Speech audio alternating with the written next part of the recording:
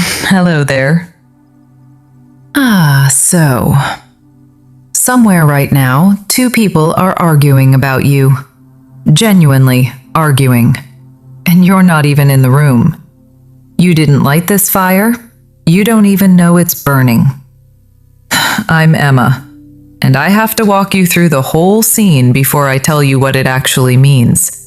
Because the meaning only lands once you've felt the full shape of what happened first. Stay with me through this one. It builds in layers, and the ending is worth it. Let's get into it. Two people are arguing about you right now. This isn't a polite little disagreement over something small. This is real, genuinely heated. One person has their arms crossed so tightly, it looks like they're holding themselves together. The other keeps throwing their hands up like reality just personally offended them. And then someone unexpected, not your closest person, not who you'd have bet on, opens their mouth and says clearly, "No, that's not true." That's the moment the whole room shifts. But before we get there, I need you to feel the weight of what was actually said first. Because the defense only makes sense once you understand exactly what it was standing against. Someone attacked you when they thought no one was listening.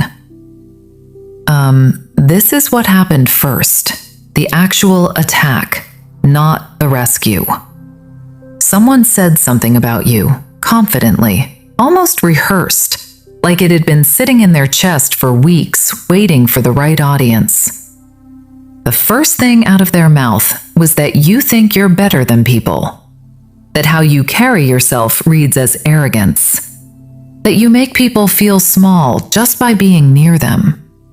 And it landed, at least a little, with people who don't actually know you well. That's exactly what it was designed to do. Plant a small seed of doubt behind the eyes of anyone listening who didn't have enough evidence of their own to push back on it. Your defender didn't hesitate for a second. That's when your defender responded. No pause, no stumbling. Clean, like a blade on glass. It's not arrogance that you walk through something most people in this room would have crumbled under. What looks like arrogance is just what it looks like when someone finally stops asking permission to exist. The attacker rotated instead of retreating. Tried again. Fine, maybe they're tough, but nobody's actually like that. It's a costume. And your defender just laughed, tired, worn. Like they'd heard that exact accusation thrown at good people too many times before. If it were a costume, they said, it wouldn't fit the same in every single room. Short, sharp. And the room went quiet for a beat. This was never actually about you. Here's the layer underneath all of this, and it's the part that matters most. That argument was never really about you. I know that sounds backwards when you're picturing two people practically shouting your name, but stay with me. The way you move through the world works almost like a frequency, and when people come into contact with it, something inside them vibrates. Not because of you exactly, because of parts of themselves they've never been willing to look at directly.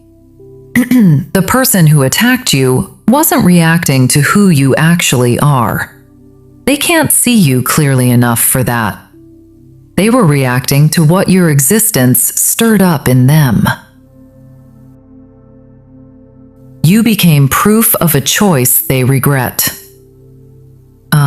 Somewhere along the way, this person made a choice to play it safe, to install a kind of ceiling over their own life, talking themselves out of something they wanted, convincing themselves certain doors weren't built for someone like them. Then you came along, simply being who you are, refusing to build that same ceiling over yourself. Without meaning to, you became a walking reminder of the choice they made. That's genuinely painful to sit with. So people build stories instead. If you're arrogant, if you're fake, then their choice suddenly makes sense again. And you, just by existing exactly as you are, keep making that story harder and harder for them to hold together. You gave them evidence without even knowing it. The real reason this happened isn't just about today. It's that you gave your defender something, probably without ever noticing, that they simply couldn't ignore the second someone tried to erase it. Not a speech, not a declaration. Evidence quietly accumulated in small, unremarkable moments over time. The way you handled something hard without making it everyone else's emergency. The way you treated someone who could never do anything useful for you in return. The way you kept showing up when showing up was the last thing you wanted to do. Someone was tallying all of it, quietly, and you had no idea. This is a pattern, not a one-time thing. I want to say this carefully because I don't want you spiraling, but I also don't want to wave it away like it's nothing.